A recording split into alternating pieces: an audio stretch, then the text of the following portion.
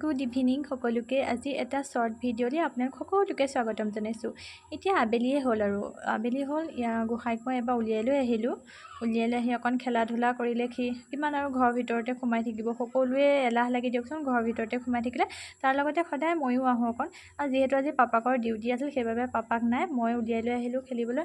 আৰু সদায় কিমান কাম বনটো মানুহৰ এনি টাইম থাকে, ইয়াৰ মাজতে যদি ল'ৰা ছোৱালীক অকণ সময় নিদিওঁ, সিহঁতক সময় দিলেহে সিহঁতেও ভাল পায় মনটো, আৰু অকণ সিহঁতে খেলা ধূলা কৰিলেহে সিহঁতৰ মনবিলাক ভাল লাগে। ঠিক তেনেদৰে তাক মই সদায় এবাৰ লৈ আহিবলৈ চেষ্টা কৰোঁ, অকণমান সময় হ'লেও তাক মই উলিয়াই লৈ আনোঁ আৰু অকণ খেলিবলৈ দিওঁ। খেলি আছে খেলি হৈ গ'ল আৰু লাহেকৈ গুচি আহিলোঁ। গুচি আহি আমি কোৱাৰ্টাৰ পালোঁহি।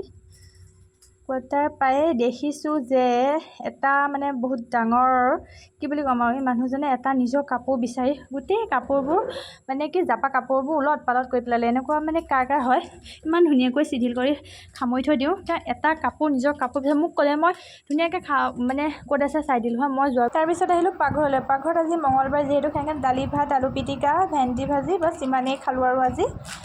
তাৰপিছত আৰু ৰুমলৈ আহিলোঁ। দুইটাই মানে ফোন কৰাৰ লগতে মই তেওঁক ফোন কৰিছিলোঁ ডিউটিত থকা সময়ত, আৰু তেওঁ ৰিচিভ কৰা নাছিল। ভিডিঅ'টো শেষলৈ চোৱাৰ বাবে অশেষ ধন্যবাদ। ভিডিঅ'টোৰ শেষত মই আমাৰ গোসাঁই সৰুকালৰ এটা ভিডিঅ', তেতিয়া তাৰ 1.5 বছৰ আছিলে, সেই তেতিয়াৰ পৰা এটা ভিডিঅ' দিলোঁ আপোনালোকৰ আগলৈ। আজিলৈ বাই।